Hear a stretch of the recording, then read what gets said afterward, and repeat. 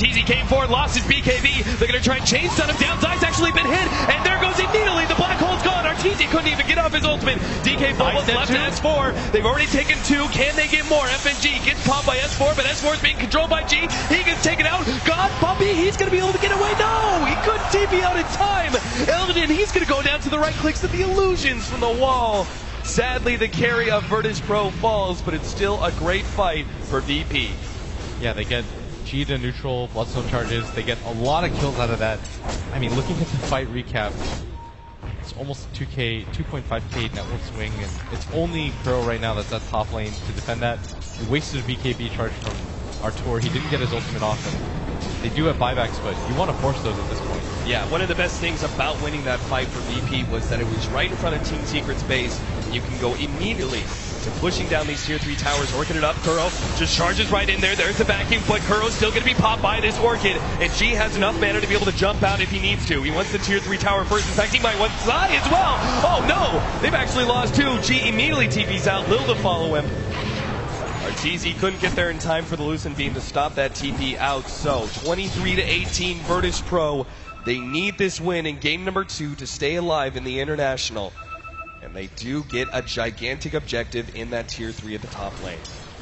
Yeah, Illidan having that Hex allowed him to deal so much damage. He just cut through Zai so quickly, was able to Hex him up, unable to do anything after that point. DK Phobos has all the mobility items in the world.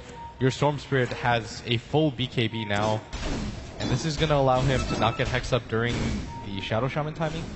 I would have still liked to see the Hex, but I think in this time in particular, they know that Puppy doesn't have the black hole, so going for the BKB is fine here. That means that VP just go for it right now. No waiting, Virtus Pro already charging down that middle lane. Not waiting out another Aegis. They actually do have, is that the complete? Yep, complete Aghanim Scepter for FNG. And he almost has level 3 Laguna Blade on top of that. Secret, how many buybacks do they actually have? I think it's only the Enigma? Yeah, it's only the Enigma. Everybody else bought out. S4 will have his. He's only missing 100 gold for it, so he should be able to get a 3-man vacuum. Nice wall on top of that. Sonic Wave goes off, but VP are still taking enough to survive through this. Illidan will drop a little low thanks to that Orchid, but he's still able to get out. Secret desperately need to try and chase down these heroes, but they can't overextend. VP are ready for a response. In fact, now they've caught S4. Yule Scepter, Light Strike Array, trying to burst him down as fast as possible. S4 does go down. He does not have the buyback. There goes DK Phobos. And goes 5-on-2. Trying to pop Arteezy to get Puppy as well. Kuro's now going to be caught on top of Light Strike Array, and Team Secret may have just fallen apart in this team fight as they don't get anybody out of VP. Puppy's already bought back. Zai going to be able to get another 3-man vacuum, but Puppy's locked down by these familiars. He turns around, but God surges forward with the Fissure on top. They will be able to get this kill. Cryptic Guard be damned, but they're all low. Zai has to make a big play right here. He managed to pick up 1 already, but Zai gonna get turned around up by the 3. A Virtus Pro triple kill. Team Secret get wiped inside of their own base. And nobody from Secret at this point have a buyback. They're just gonna have to wait this out. 59 gold remains for that Queen of Pain buyback. VP don't have the strongest tower hitting team, so they have to get a lot out of this right now. They might just be able to go for a double set of racks. Even if you just walk away with the range barracks at this point, it's well worth it for them, as this is going to mean a lot in terms of net worth. After that fight alone, they're up 10k. They're going to get this tier 3 tower minimum. The tower's going to follow, and S4's not going to buy back, so this is probably going to mean double racks. Team Secret, 2 racks down by 37 minutes. It's rather early on into the game. Virtus Pro has so many items to pick up once they go back to base. Team Secret actually hoping to be able to catch somebody here with S4 jumping forward. Top of the BKB going straight for Illidan, but there goes that Aghanim Scepter. S4 is actually dropped a little low. God turns around instead of going for S4. He wants to pick up Kuro. Make sure there's no disables there and does get him. Arteezy chasing down FNG, but he couldn't even get that much. Now slowed down by the Rod of Eight Toes side device. They're going to try and get the damage necessary. DK Phobos turns on to S4. Yule Scepter there, and Familiar. He needs it. 11 HP. Can't quite get it, but Arteezy, he's fighting up against DK Phobos, who makes a quick retreat with a Blink Dagger. S4's go for this. This is dangerous. If he wants it, he's got to play it perfectly, and he does decide to back himself away. They killed Illidan and only lost Kuro for it, so they got something, but it's still 2 racks down. I mean, they didn't get enough out of the retreat for Team Secret to really get themselves back into this game. The Storm Spirit has a fully completed Shiva's Guard if he wants, almost a fully completed Hex. He's going to go for that. 17 Bloodstone charges. You've got the level 3 ultimate on FNG with that Aghanim Scepter. You saw the Queen of Pain blink in, get Aghanim Scepter zapped by that Laguna Blade, instantly had to fall back. They can't really stop G anymore. And they need the BKB on Puppey to be able to succeed in a fight for once. This tier 2 tower bottom is even real low. And even if Team Secret can hold Arteezy choosing to go for the S and Y, that's very much an item that is worth something right now, but will not be worth that much later on into the game. This is very much focused on just staying alive. This will definitely slow down the carry potential of Arteezy for now. VP are just going to collect their next round of items, it seems. G is actually only 20 gold away from his Scythe of Vice that we talked about. And Illidan completed the BKB. They're going to run into each other. They're actually going to go for this one. Smoked up Team Secret. This is going to be the end here. As the jump in, already grabbing Puppey, orchid it up. They're going to try and burst him down. No black hole opportunities, but he gets away with the Glimmer Cape. Now the global silence goods laid down. Curl's going to fall to God. And Arteezy gets zapped by FNG, who turns around and gets the Light Strike array. They chain stun down S4. Now Illidan, he's going to be able to fight up against Arteezy as well. Picks up that kill. GG! Virtus Pro will take game number 2 and keep their hopes alive in this tournament.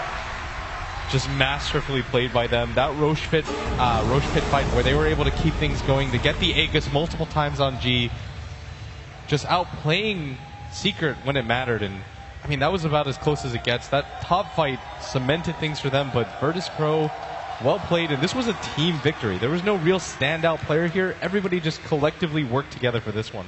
Absolutely. Virtus Pro showing what their true strengths are. Mid-game team fights and the teamwork that embodies that. Very well played. And we're going to have a game number 3, but we pass it off now to our analysts to talk about that epic game 2. Very good. Yes, absolutely epic game in game 2. And Team Secret find themselves at 1-1. Well played, Virtus Pro, coming back into that one. We've also got a new face on our panel as well. It's very nice to see you, Fogged. Thank you for joining us. How you doing? Doing all right. Yeah, you must be, in one way, obviously disappointed at not making the main tournament, but on the other hand, you must be thrilled at the way the wildcard team's playing, because it kind of puts you in a better light, right? I guess so, right? Yeah. You could say that. Yeah. No, CDAC is, of course they're playing amazing, but just being here and being able to watch the games is incredible, so I'm just happy to be here. Yeah. How much of that game did you manage to watch? You get all of that? I got to watch every single part of it. We've got a clip, actually, from 35 minutes, which sort of sums up where it all went wrong for Secret.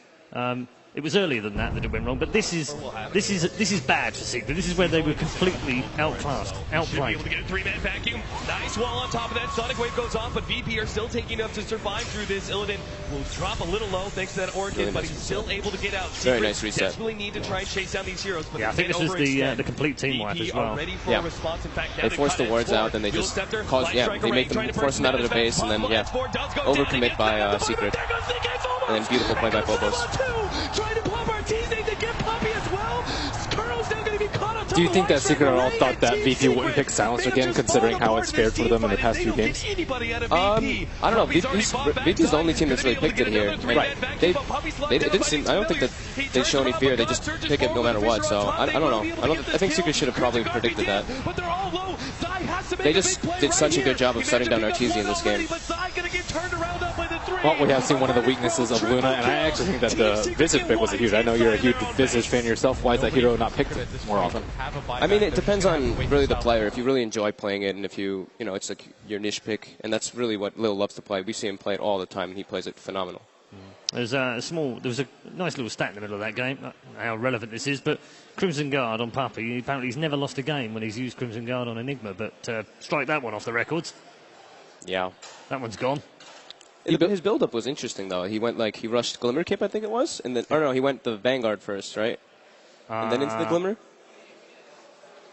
Well, either way, he let the Dark... I mean, he definitely went Glimmer, that's for sure. Yeah, he let the Darkseer build up the mech, which is really nice, and then he went Tranquil Boots, and he moved around trying to make space for the Luna to try to catch up, and the rotations were perfect. You saw S4 clean up, he gets a triple kill bottom extremely early, Arteezy ports, uses Eclipse, gets killed, but S4 had such a great game, you thought that it was going to be enough for Arteezy to catch up, but they just kept running right at him, punish him continuously, and ended up working out really well for them. It was relatively even in the early game, Merlini, and where do you think the key point was for Secret? Where did they really lose this? I mean, it's just the coordination of VP and the team fights. They shut down the Queen of Pain, as we saw in that last fight with the Global Silence. And, I mean, they had a similar lineup in game number 1 where it's like, okay, if they ever get to the point where it's 5-on-5 team fight, VP generally drafts a way stronger lineup, and their coordination is really good with the heroes that they pick for themselves, which is why they utilize Silencer a lot. So, I don't know. I think Secret expected to be able to push down a lot harder and then kind of secure map control and play around VP instead of into them.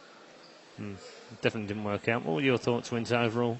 I think RTZ got shut down too hard as well. Like the Enigma didn't really pay off. It was a very risky pick as well because he weakened the lanes and they didn't get enough for the carry, and he was just way too poor in that game. Anything? What stood out to you? The Enigma pick, I think, was interesting. We were talking about it up in the suite about, okay, so you've got Luna who desperately needs farm, can't get by with a bad start, and then you have like Enigma as well. And people were saying that that Enigma wasn't really there for the black hole so much as all the other utility that he gives you. But I still think some of the black holes were good, or you can lock down Storm and stuff like that. But I just think overall VP executed way better than Secret in that game. Okay. Apparently, I think we have a new team lineup for Virtus Pro. I don't know whether we can show that. Can we? Yeah, there we go. Look, it's on the right hand side over there. Nice. It's beautiful. That looks so good. I've always wondered what you would look like.